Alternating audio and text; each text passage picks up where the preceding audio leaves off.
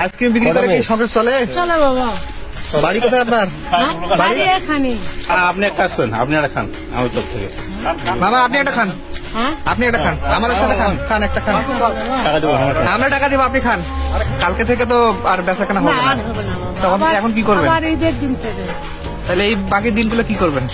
বাকি দিন কোথাও কোনো কাজ কাম করা হবে না, কিষান করা হবে। তাহলে আমি সবগুলো আইসক্রিমের টাকা কিনে নিচ্ছি। তাহলে কত পিস হচ্ছে?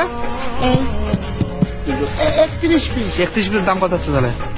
330 টাকা 330 টাকা নিয়ে নেবে। হ্যাঁ সবগুলো নিয়ে নেবো। ইয়ে কি দেন বাবা, তোমাকে লস হবে না? না লস হবে না আমাদের। দেন 300, দেন 400 টাকা দেন। ঠিক আছে 400 টাকা আপনাকে দিলাম। ঠিক বেশি আছে দিয়ে দিলেন, বেশি দেয় না বাবা। নেন আপনি 400 রাখেন, 400 টাকা রাখেন।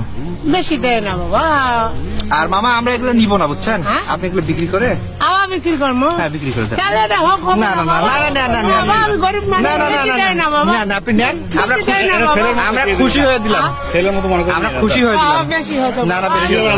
ছেলের মতো মনে করেন। ঠিক আছে আমি দায়ী হয়ে যাবো। না না তাই হবে না। ঠিক আছে না ঠিক আছে বাবা, কোনো দায়ী হবে না, দেন সমস্যা নাই। তাই হবে না, ঠিক আছে। ছেলের মতো দিয়ে দিল মনে করেন।